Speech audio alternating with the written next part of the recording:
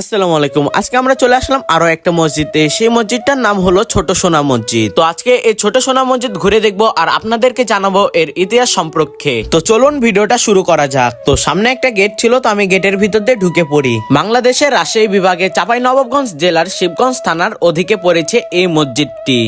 ইতিহাস মসজিদটির বাংলার সুলতান আলাউদ্দিন হোসেন শাহের শাসনামলে 1493 থেকে 1519 সালের মধ্যে নির্মিত হয়েছিল।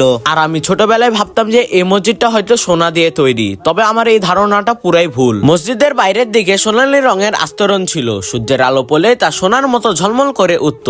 এর জন্যই এর নাম হয়ে যায় সোনা মসজিদ। চাঁপাইনবাবগঞ্জের প্রাচীন ঐতিহ্যের অন্যতম নিদর্শন হচ্ছে ছোট সোনা মসজিদ। প্রতি বছর দেশ বিদেশের হাজারো দর্শনার্থী মসজিদটিকে দেখতে আসেন। চাঁপাইনবাবগঞ্জকে চেনার একটি প্রতীক এই ছোট সোনা মসজিদ। আমি একটা জিনিস খেয়াল করে দেখলাম, এই স্ট্রাকচারটা প্রায় মসজিদগুলোতে দেখা যায়, তেমনি আমি এই ছোট সোনা মসজিদও দেখতে পাই। মসজিদটি ইট দিয়ে তৈরি, তার উপরে একটি পাথরের স্তর বসানো আছে এবং তার দুপাশে প্রতি অংশে আছে 6টি করে গোলাকার গম্বুজ। এই 12টির পাশাপাশি চৌচালা গম্বুজ আছে 3টি। 1897 সালে ভূমিকম্পে মসজিদটি 3টি গম্বুজ ও পশ্চিমের পাশে দেওয়ালে কিছু অংশ বিভক্ত হয়। সোনা মসজিদের ইমাম মোহাম্মদ হিজবুল্লাহ বলেন, ডিসেম্বর থেকে মে পর্যন্ত দর্শনার্থীদের ভিড় বেশি থাকে।